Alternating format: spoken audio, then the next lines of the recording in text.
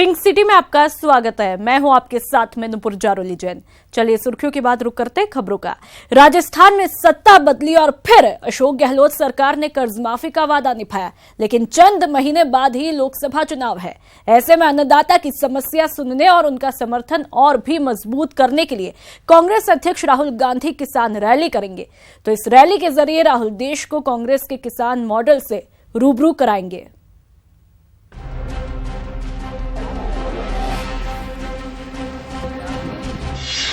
राहुल गांधी का किसान कार्ड। 9 जनवरी को जयपुर में कांग्रेस की किसान रैली। किसान रैली से मोदी सरकार को चुनौती। कर्ज माफी के ऐलान के बाद अब किसान रैली। राजस्थान में सत्ता बदली और नजर अब लोकसभा चुनाव पर है। ऐसे में सूबे की सत्ता बदलने वाले अन्नदाताओं से मिलने और उनकी समस्या का समाधान करने का बड़ा दांव कांग्रेस अध्यक्ष राहुल गांधी ने चला है। जयपुर के विद्याधर नगर स्टेडियम में किसान रैली के साथ ही राजस्थान में राहुल गांधी लोकसभा चुनाव के लिए चुनावी शंखनाद करेंगे। इस रैली के जरिए कांग्रेस राजस्थान में की गई किसान कर्ज माफी को उपलब्धि के तौर पर पेश करेगी। वहीं लोकसभा चुनाव के दौरान किसान कर्ज माफी एक बड़ा मुद्दा रहेगी, जिसके जरिए पार्टी प्रचार अभियान को धार देगी। आज हम लोग वापस जाएंगे, साइट पे जाएंगे, तैयारी को जायजा लेंगे।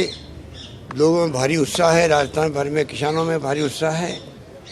किसानों को लगता है कि हमारी अपनी गवर्नमेंट आई है जो किसानों के हितैषी गवर्नमेंट है, और मैं उम्मीद करता हूं कि बहुत भारी संख्या में किसान आएंगे और रैली बहुत कामयाब होगी। फिलहाल कांग्रेस पूरी तरह से राहुल गांधी की रैली के लिए तैयारियों में जुट गई है। सभी प्रभारी मंत्री अपने प्रभार वाले जिलों में जाकर रैली के लिए भीड़ लाने की कवायद में जुटे हैं। जयपुर और अजमेर संभाग पर फोकस रखा गया है। वहीं रैली में कहीं कोई कमी न रह जाए, इसलिए सीएम अशोक गहलोत और डिप्टी सीएम सचिन पायलट खुद मॉनिटरिंग कर रहे हैं। बहुत बड़ा किसान सम्मेलन जयपुर में होने जा रहा है, जिसकी तैयारियां लगभग पूरी हैं। 9 तारीख को राहुल गांधी जी यहाँ पर आएंगे और सरकार बनने के बाद पहली बार राष्ट्रीय अध्यक्ष हमारे प्रदेश में आ रहे हैं, जयपुर में आ रहे हैं। तो किसानों में भारी उत्साह है, कांग्रेसियों में स्वाभाविक रूप से बहुत उत्साह है। और राहुल गांधी जी के यहाँ आने के बाद जो पॉलिटिकल एक्टिविटी है, लोकसभा चुनाव बहुत दूर नहीं है, उस संदर्भ में भी इस यात्रा को बहुत महत्वपूर्ण हम लोग मान रहे हैं। किसान रैली में राहुल गांधी का भाषण भी पूरी तरह लोकसभा चुनाव के सियासी रंग में रंगा हुआ होगा। किसान रैली में राहुल गांधी न सिर्फ गहलोत सरकार की उपलब्धि गिनवाएंगे, बल्कि मोदी सरकार पर पूरे देश में किसानों की कर्ज माफी का दबाव भी बनाएंगे। राहुल गांधी किसानों की यूरिया आपूर्ति में देरी और एमएसपी पर किसानों की पूरी उपज की खरीद नहीं होने को भी मुद्दा बना सकते हैं। यानी तय है कि राहुल की किसान रैली भले ही जयपुर में हो रही है, लेकिन इस पर नजर पूरे देश की होगी। जयपुर से न्यूज 18 राजस्थान के लिए गोवर्धन चौधरी की रिपोर्ट। तो 9 जनवरी को कांग्रेस मरुधरा की धरती से चुनावी शंखनाद करने वाली है। इस खास मौके को ऐतिहासिक बनाने के लिए कांग्रेस ने पूरी तैयारी भी की है। देखिए किसान रैली को लेकर कांग्रेस की तैयारी कैसी है। होने वाला है कांग्रेस का चुनावी शंखनाद। किसान रैली से राहुल करेंगे चुनावी आगाज। मौका खास है तो तैयारी भी खास है। राजस्थान में गहलोत राज के उदय के बाद पहली बार राहुल गांधी आने वाले हैं। कहा जा रहा है कि किसान रैली के जरिए कांग्रेस चुनावी शंखनाद करेगी। 60 फीट लंबा और 32 फीट चौड़ा होगा मंच। रैली में आने वाले बैठेंगे खुले में। लोगों के बैठने के लिए होंगे ब्लॉक। डोम की जगह खुले में होगी रैली। कांग्रेस अध्यक्ष राहुल गांधी की 9 जनवरी को विद्याधर नगर स्टेडियम में रैली होने वाली है और इस किसान रैली के लिए तैयारियां जोरों पर चल रही है। यहाँ इस बार कांग्रेस ने किसान रैली के लिए अलग फॉर्मेट अपनाया है। जो रैली में आने वाले लोग और किसान हैं, उनको यहाँ खुले में बिठाया जाएगा। उनके लिए डोम नहीं बनाया जा रहा है और संभवतः सादगी का मैसेज देने के लिए ये इस तरह की व्यवस्था की गई है कि जो रैली में आने वाले लोग हैं वो डोम में बैठने की बजाय खुले में बैठेंगे। सामने आप देख सकते हैं ये जो जगह बनाई गई है, वहाँ पर मंच बनेगा। 60 फीट लंबा और करीब 32 फीट चौड़ा ये मंच बनाया जाएगा, जहां पर कांग्रेस अध्यक्ष राहुल गांधी और कांग्रेस के जो वरिष्ठ नेता हैं वो मंच पर बैठेंगे। रैली को ऐतिहासिक बनाने के लिए कांग्रेस ने पूरी तैयारी की है और बकायदा इसके लिए विधायक से लेकर मंत्रियों के टास्क फिक्स किए हैं। 23 प्रभारी मंत्रियों को रैली में भीड़ जुटाने का जिम्मा। कांग्रेस के सभी विधायकों को मिला टास्क। जयपुर संभाग के मंत्री विधायकों को स्पेशल टारगेट। सीएम गहलोत और डिप्टी सीएम पायलट कर रहे तैयारियों की मॉनिटरिंग। राहुल की रैली के लिए पीसीसी में बनाया गया कंट्रोल रूम। कंट्रोल रूम 9 जनवरी की रैली तक लगातार करेगा काम। साफ है, चुनाव जीतने के बाद राजस्थान में कांग्रेस का बड़ा आयोजन है और इसके जरिए कांग्रेस लोकसभा के लिए चुनावी शंखनाद भी करने वाली है। ऐसे में तैयारियों का जायजा लेने के लिए सीएम से मंत्री तक जुटे हैं। जयपुर से न्यूज़ 18 के लिए गोवर्धन चौधरी की रिपोर्ट। कांग्रेस ने 9 जनवरी को होने वाली राहुल गांधी की किसान रैली का आयोजन सादगी के साथ करने का ऐलान किया है। ऐसे में सवाल है कि सादगी मजबूरी है या फिर सिर्फ सियासत। सरकार ने जो सत्ता में रहने के बाद सरकारी धन का दुरुपयोग किया था पॉलिटिकल फायदा उठाने के लिए, वो काम हम नहीं करने वाले हैं। क्योंकि सुन लीजिए, जिस रैली से कांग्रेस 2019 का चुनावी शंखनाद करने वाली है, वो किसान रैली बेहद सादगी के साथ आयोजित की जाएगी। कार्यक्रम कांग्रेस का है, सूबे में सरकार भी कांग्रेस की है, लेकिन किसान रैली में सरकारी तंत्र का दुरुपयोग नहीं होगा। ये संदेश साफ तौर पर बीजेपी के लिए है, लेकिन बड़े सवाल ये भी हैं कि सादगी मजबूरी या सियासत। सादगी वाले सियासत के मायने क्या? कांग्रेस पार्टी का कार्यक्रम है, लेकिन इसमें सरकार के सभी लोग आमंत्रित हैं, सब लोग भागीदारी रखेंगे। लेकिन पिछली सरकार ने जो सत्ता में रहने के बाद सरकारी धन का दुरुपयोग किया था पॉलिटिकल फायदा उठाने के लिए, वो काम हम नहीं करने वाले हैं। क्योंकि जो गौरव यात्रा थी उस पर भी हाईकोर्ट ने फटकार लगाई, तब जाके सरकार सत्ते में आई है और लिखित आदेश जारी करते थे कि इतने लोग लाने हैं, इतना खाने पे खर्च करना है, इतना यातायात पे खर्च करना है। तो वो बदनीयत से काम किया गया था। जनता की गाड़ी कमाई को आप इस तरह बर्बाद करें, वो कांग्रेस पार्टी की सरकार कभी नहीं होने देगी। ये कार्यक्रम कांग्रेस पार्टी का है, सब मिलकर काम करेंगे। कांग्रेस सादगी वाले कार्यक्रम के जरिए बीजेपी को जवाब देना चाहती है, तभी तो अभी से इस बात पर जोर दिया जा रहा है कि किसान रैली में सरकारी धन का दुरुपयोग नहीं होगा। वहीं किसान रैली को लेकर सीएम अशोक गहलोत का कहना है कि रैली को लेकर लोगों में भारी उत्साह है। लोगों में भारी उत्साह है, राजस्थान भर में किसानों में भारी उत्साह है। किसानों को लगता है कि हमारी अपनी गवर्नमेंट आई है, जो किसानों की हितैषी गवर्नमेंट है, और मैं उम्मीद करता हूं कि बहुत भारी संख्या में किसान आएंगे और रैली बहुत कामयाब होगी। ये मेरा कहना है। हालांकि कांग्रेस के सादगी वाले आयोजन में सियासी संदेश भी छिपे हैं। सादगी वाले आयोजन से कांग्रेस क्या संदेश देना चाहती है? गौरव यात्रा को लेकर सुप्रीम फटकार के बाद कांग्रेस पहले से अलर्ट है। सादगी वाले आयोजन कांग्रेस की मजबूरी है या सियासत? क्या सादगी वाली सियासत से 2019 में दिल्ली की सत्ता मिलेगी? जयपुर से न्यूज़ 18 के लिए दीपक व्यास की रिपोर्ट। जयपुर में उप मुख्यमंत्री सचिन पायलट के आवास पर सैकड़ों की तादाद में युवा उनसे मिलने पहुंचे। इस दौरान पायलट से रीट शिक्षक भर्ती 2018 के मामले में 9 जनवरी को होने वाली सुनवाई में राज्य सरकार की तरफ से मजबूत पक्ष रखने की मांग की।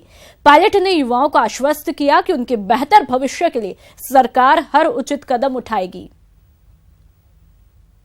पोस्टपोन करने का निर्णय सरकार ने लिया है, उसको लेकर नौजवानों में काफ़ी खुशी है और उनको तैयारी के लिए अधिक समय मिलेगा। इस मांग को लेकर बहुत दिन से लोग परेशान थे, विचलित थे, तो सब लोग आज यहाँ पर आकर मिले हैं और धन्यवाद ज्ञापित कर रहे हैं प्रदेश की सरकार का। मैं प्रदेश के नौजवानों को आश्वासित करना चाहता हूँ कि राजस्थान की सरकार हर वो कदम उठाने के लिए तैयार है जहाँ पर नौजवानों का भविष्य बेहतर हो सकता है, चाहे वो परीक्षाएँ हैं, चाहे वो नौकरियों के अवसर हैं, चाहे वो टेम्प्रेरी हमारे एम्प्लॉयज़ हैं, उनको आगे कैसे हम कानूनी जमला पहना के उनके और भविष्य को सुरक्षित कर सकते हैं। और अलग अलग संगठनों के, अलग अलग विभागों के, अलग अलग डिपार्टमेंट्स के तमाम लोग आज मांग लेके आए हैं। उन सब पर सरकार पूरी गंभीरता से काम करेगी और कर्मचारियों का हित, प्रदेश के भले के लिए जो काम कर रहे हैं उन लोगों के हित के साथ कभी भी हम लोग समझौता नहीं करेंगे।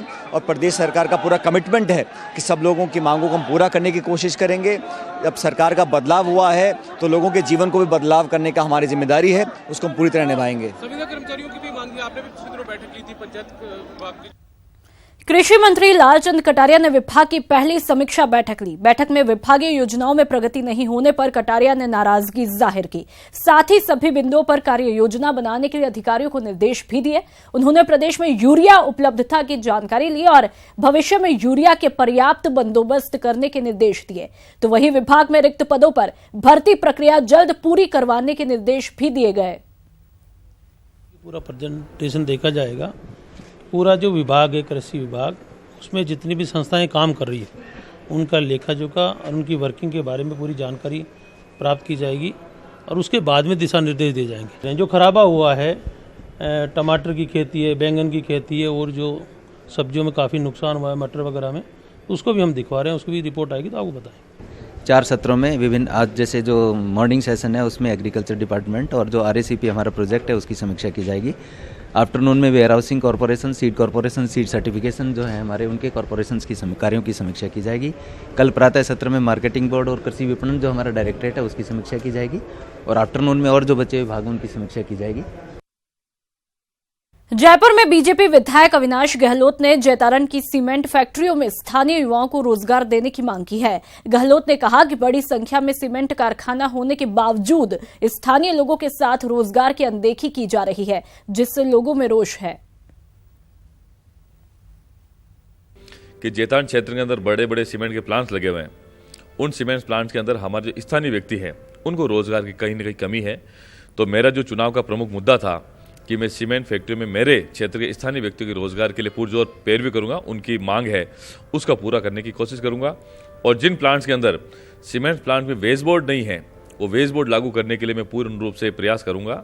और जो सड़कों की दुर्दशा है, अभी आपको बताऊं मेरे क्षेत्र में कम से कम 100 करोड़ के विकास कार्य चल रहे हैं, चाहे वो विशेष सड़क सुरक्षा कोष से हो, चाहे MP साहब के फंड से हो, सब वो अभी काम चल रहे हैं और मैं उम्मीद करता हूँ कि MP चुनाव से पहले वो सारे काम कंप्लीट हो जाएंगे। जयपुर मेयर मनोज भारद्वाज और CEO विजयपाल सिंह ने स्वच्छता सर्वेक्षण 2019 के तहत शहर की सफाई व्यवस्था का जायजा लिया। रेलवे स्टेशन पर गंदगी दिखने पर मेयर ने अधिकारियों को सफाई करवाने के निर्देश दिए। शहर के निरीक्षण के दौरान मेयर और CEO से बात की हमारे संवाददाता सतवीर सिंह राठौड़ ने। शहर की सफाई व्यवस्था का जायजा लेने के लिए महापौर मनोज भारद्वाज यहाँ पर निकले। इसके साथ ही आयुक्त विजयपाल सिंह जी भी उनके साथ में हैं और शहर की जो सफाई व्यवस्था है उसका यहाँ पर जायजा लिया जा रहा है। उनसे ही बात कर लेते हैं। सर, किस तरह की सफाई व्यवस्था का जायजा लिया जा रहा है और किस तरह की यहाँ पर जो कमियाँ हैं वो देखने को मिली आपको? देखिए, हमारे सभी अधिकारी कर्मचारी पूरे शहर में हर जोन में एक्टिव है। हर जोन में वो अपना दौरा कर रहे हैं। आज मैं यहाँ VD जोन सिविल लाइन्स के अंदर मैं साथ में निकला हूँ। हमारे CEO साहब हमारे साथ में हैं। एक टीम के रूप में हम लोग काम कर रहे हैं। हमारा मुख्य काम है कि लोगों को हम समझाएं। कार्रवाई करना हमारा उद्देश्य नहीं है कि लोगों को समझा करके हम कहें कि जयपुर जो सर्वेक्षण है वो हर व्यक्ति के लिए है, कि हमारा सर्वेक्षण नहीं है, ये सभी का सर्वेक्षण है। इसके अंदर तो सबको सहयोग करें, एक टीम के रूप में काम करें, एक टीम शहर के रूप में काम करें। समझाइश का दौर भी यहाँ पर चल रहा है, लेकिन खासतौर पे ये बात सामने आती है कि जो यहाँ पर जो साफ सफाई हो जाती है लेकिन इसके बाद में फिर से गंदगी वापस हो जाती है। इसके लिए क्या टीम गठित की जाएगी? यही देखने निकले कि कहाँ हमारी कमी, उसको ठीक हम दुरुस्त कर रहे हैं और लिख रहे हैं उसको हम, और बिल्कुल अगले 24 घंटे में इसको हम दुरुस्त करेंगे। निश्चित रूप से आज हमारा यह मेयर साहब के साथ दूसरा दौरा है। आधे शहर का, वर्ल्ड सिटी का हमने पहले किया था और आज हम अभी रेलवे स्टेशन पर हम लोग ये दौरा कर रहे हैं। इसके बाद सिंधी कैंप जाएंगे। तो यहाँ की जो सफाई व्यवस्था है उसको देखने पे एक चीज़ बिल्कुल सामने आती है कि निगम के प्रयास के बावजूद भी, क्योंकि लोगों में जब तक सिविक सेंस सफाई के प्रति डेवलप नहीं होगा तब तक पूर्णतः इसमें हम सफाई व्यवस्था में सफल नहीं हो सकते। जैसा हमने यहाँ कई जगह देखा कि नगर निगम का शौचालय बना हुआ है जो कि सुचारू रूप से कार्य कर रहा है, पूरा साफ़ है, उसके बावजूद भी लोगों में ये हैबिट नहीं है कि उसी को यूज़ करें, उसके अलावा अन्य दीवारों पर या उस जगह पे उसको शौचालय के रूप में उसका उपयोग न करें। तो ये एक संदेश देने का प्रयास कर रहे हैं और जनता से इसमें सहयोग भी मांग रहे हैं। और बाकी जितनी भी सफाई व्यवस्था में जो कमियां हमें नज़र आ रही हैं, जो गंदगी सामने देखने को मिल रही है उसे जल्द से जल्द साफ कराया जाए। कैमरामैन देवेंद्र के साथ सतवीर सिंह राठौड़, न्यूज़ 18 जयपुर। आंदोलन की चेतावनी दी है। NH 148 से प्रभावित किसानों को जमीन अधिग्रहण का मुआवजा नहीं मिलने से नाराज है। विधायक ने कहा कि सरकार किसानों की जल्दी सुध नहीं ली तो आंदोलन करेंगे। तो वहीं मीना ने कहा कि किसान मुआवजे के इंतजार में परेशान हैं। भाजपा सरकार में, पिछली सरकार में काम हुआ था, उस काम में इस सरकार ने किसानों का 1,500 से 2,000 हमारे विधानसभा क्षेत्र में जो सड़क निर्माण में भूमि अवाप्त कर ली गई, मकान तोड़ दिए गए। ज़मीन एक्वायर करने के बाद भी किसानों को मुआवजा राशि अटकी हुई है। लगभग 20-25 करोड़ रुपए की राशि किसानों की ज़मीन अवाप्त करने के बाद भी एसडीओ के यहाँ पेंडिंग है। सरकार की हठधर्मिता से मैं परसों में जिला कलेक्टर महोदय से मिला था और जिला कलेक्टर महोदय ने आश्वासन दिया अगर समय पे मुआवजा किसानों को नहीं मिला तो विधानसभा में मुद्दा गंभीरता से मुद्दा उठाएंगे और सड़क पर उतरने, किसानों को मुआवजा दिलाने के लिए सड़क पर उतरना पड़ेगा तो सरकार के खिलाफ उतरेंगे। केंद्रीय कैबिनेट ने आर्थिक रूप से कमजोर सवर्णों को 10% आरक्षण का सर्व ब्राह्मण महासभा ने स्वागत तो किया है, लेकिन महासभा के अध्यक्ष ने ये कहा कि ये महज एक चुनावी लॉलीपॉप है जो कि सरकार ने सवर्णों को लोकसभा चुनाव से पहले दिया है। मिश्रा की माने तो सवर्ण संगठन ने पिछले 2 दशक से आर्थिक रूप से कमजोर सवर्ण को 14% आरक्षण देने की मांग करता रहा है, लेकिन आज तक आरक्षण नहीं मिल पाया। देखिए, निश्चित रूप से हमारी मांग है, हम 20 साल से संघर्ष कर रहे हैं और न केवल राजस्थान में, मध्य प्रदेश, छत्तीसगढ़ में और जहाँ पर भी अपर कास्ट के लोग थे। मुझे याद आ रहा है कि जब देश के प्रधानमंत्री अटल बिहारी वाजपेयी थे, मैं आमरण पे था, 1-1 लाख ब्राह्मणों की रैलियाँ हुई है, राजपूत समाज की रैलियाँ हुई है। हर समाज अपनी बात को रख करके और ये कह रहा है कि हमको उस गरीब को आरक्षण का लाभ मिलना चाहिए जो उसके हक का उसको मिलना चाहिए। हमारी मांग थी और अगर इसको फैसला होता तो निश्चित रूप से अच्छा फैसला है, लेकिन मुझे लगता है कि इसमें गड़बड़ जाला है और सरकार की नीयत में कोई न कोई खोटी है। क्योंकि ऐसा होगा कि आज इन्होंने फैसला किया है, कल को बिल लेके आ जाएगा, कहीं कोर्ट में चल जाएगा तो मामला खटाई में पड़ जाएगा। इसलिए सरकार से मांग करते हैं कि 1-2 दिन में विशेष सत्र बुलाए। रुक करता है अगली खबर का। बीजेपी अल्पसंख्यक मोर्चे ने कांग्रेस सरकार पर मुसलमानों के साथ वादा खिलाफी का आरोप लगाया है। मोर्चे के प्रदेश उपाध्यक्ष मोहम्मद सादिक खान ने कहा कि 95% मुस्लिमों ने कांग्रेस को दिया, इसके बावजूद पार्टी ने सत्ता में उनकी नाम मात्र की भागीदारी ही दी है, जिससे मुस्लिम समुदाय में कांग्रेस के प्रति गुस्सा है और इसका खामियाजा कांग्रेस को लोकसभा चुनाव में भुगतना पड़ेगा। मुस्लिम समाज ने कांग्रेस को 95% पोल किया, 6 या 7 विधायक जीत कर आए, उसमें से सिर्फ एक साले मोहम्मद को इन्होंने मंत्री बनाया और वो भी बहुत कम महत्व की जिम्मेदारी उनको दी। उसके बाद डबल एजी की नियुक्तियां जयपुर पीठ में हुई हैं 3 दिन पहले, उसमें इन्होंने अल्पसंख्यक समाज को बिल्कुल दरकिनार कर दिया। मैं ये कहना चाहता हूँ माइनॉरिटी से, पूरे मुस्लिम समाज से, कि आप 95% वोट इनको कास्ट करते हो तो ये आपके हितैषी बनकर काम क्यों नहीं करते। अगर जहाँ तक हमारी बात है, जहाँ तक भाजपा की बात है या भाजपा के मुस्लिम कार्यकर्ताओं की बात है, हम लोकसभा चुनाव में कांग्रेस को बिल्कुल कड़ा सबक सिखाने के मूड में हैं। अगर वो इसी तरह से मुस्लिम समाज को दरकिनार करती रही या उनको छलती रही तो मैं उनको कहना चाहता हूँ कि सिर्फ 3 महीने 4 महीने का वक्त बाकी है और हम उनको बताएंगे कि कैसे 15वीं विधानसभा का पहला सत्र 15 जनवरी से आहूत होगा, जिसको लेकर विधि विभाग ने अधिसूचना जारी कर दी है। पहले दिन प्रोटेम स्पीकर गुलाब चंद कटारिया नवनिर्वाचित विधायकों को शपथ दिलाएंगे। उसके बाद 17 जनवरी को राज्यपाल का अभिभाषण होगा। राज्यपाल के अभिभाषण के बाद सभी विभाग अपनी अनुदान मांगे विधानसभा में रख सकते हैं। इसके लिए वित्त विभाग ने सभी विभागों से प्रस्ताव भी मांगे हैं।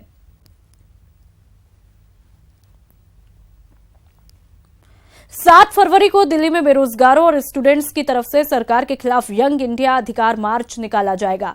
लाल किले से संसद तक होने वाले अधिकार मार्च में देश भर के संगठन शामिल होंगे। आपको ये बता दें कि बीजेपी और एबीवीपी के खिलाफ विचारधारा रखने वाले संगठन इस महागठबंधन में साथ आए हैं। शिक्षा और रोजगार की प्रमुख मांगों को लेकर ये मार्च निकाला जाएगा।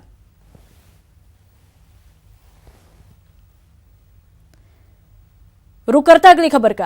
राजस्थान की जेलों में बंद बंदियों और कैदियों के लिए अपने परिवार से बात करना अब आसान हो गया है। दरअसल प्रदेश की सभी 9 सेंट्रल जेलों में जेल प्रशासन ने पीसीओ लगा दिए हैं।